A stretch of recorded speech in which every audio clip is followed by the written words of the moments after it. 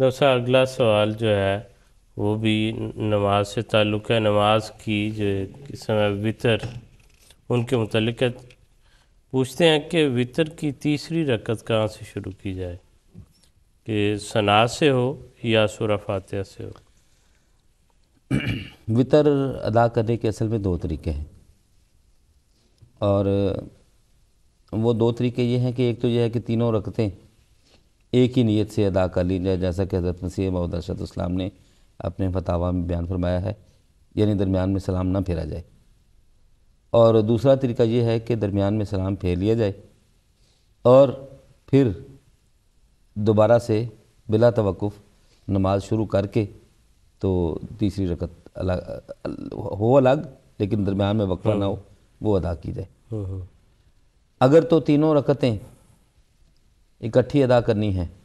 جیسے مغرب کی نماز ادا کی جاتی ہے تو اس کی ابتدا سورۃ فاتحہ سے ہوگی، لیکن مغرب کی نماز کے ساتھ اس کا فرق یہ ہوگا کہ اس میں سورۃ فاتحہ کے بعد کسی اور سورت کو یا قرآن کریم کے کسی حصے کو ملایا جائے گا، پڑھا جائے گا، جبکہ مغرب کی نماز میں یہ نہیں کیا جاتا. اور اگر باجماعت پڑھ رہے ہوں تو یہاں پر قرات بالجہر بھی کریں گے، اونچی آواز میں جو قرآن کریم ہے وہ پڑھا جائے گا، جو سورۃ فاتحہ اور اس کے ساتھ جو قرآن کریم پڑھا جا رہا ہے، جبکہ مغرب کی نماز میں وہ قرات بالجہر نہیں ہوتی. اپنی امام جو ہے وہ اپنی دھیمی آواز میں ہی بغیر اس کے کہ آواز آئے وہ سورۃ فاتحہ پڑھ کے رکوع میں جاتے ہیں. اور جو دوسری کیفیت ہے اس میں جیسے ایک انسان پہلی رکعت شروع کرتا ہے، جیسا کہ حضرت عائشہ کی روایت سے ثابت ہے، اسی طرح بہت ساری روایات ہیں کہ حضور صلی اللہ علیہ وسلم جب کسی نماز کی ابتدا کرتے، نماز شروع کرتے تو سورۃ فاتحہ پڑھنے سے پہلے بعض دعائیہ کلمات پڑھا کرتے تھے.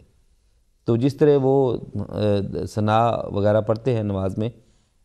اسی طرح نماز کو شروع کر کے تیسری رکعت میں سورۃ فاتحہ پڑھی جائے گی اور اس کے ساتھ کسی اور سورت کو یا قرآن کریم کے کچھ حصے کو ملا کے تو وہ مکمل کی جائے گی رکعت. تو دونوں طریقے درست ہیں، دونوں طریقے مسنون ہیں، دونوں طریقے حضرت مسیح موعود علیہ السلام سے بھی ثابت ہیں. بعض اوقات بعض صحابہ نے مختلف انداز میں پوچھا. ایک موقع پہ مجھے بڑی اچھی طرح یاد ہے، وہ جب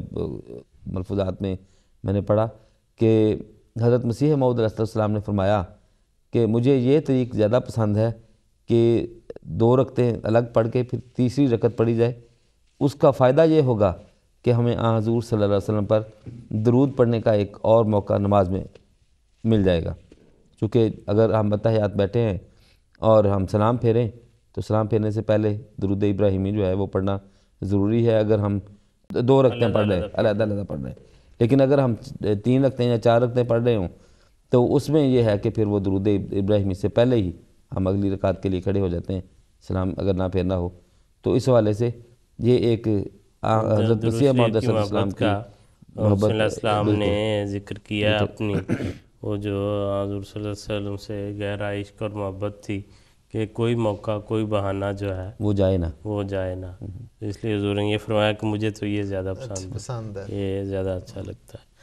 جی ٹھیک ہے دوستو، بہت شکریہ، جزاکم اللہ خیر.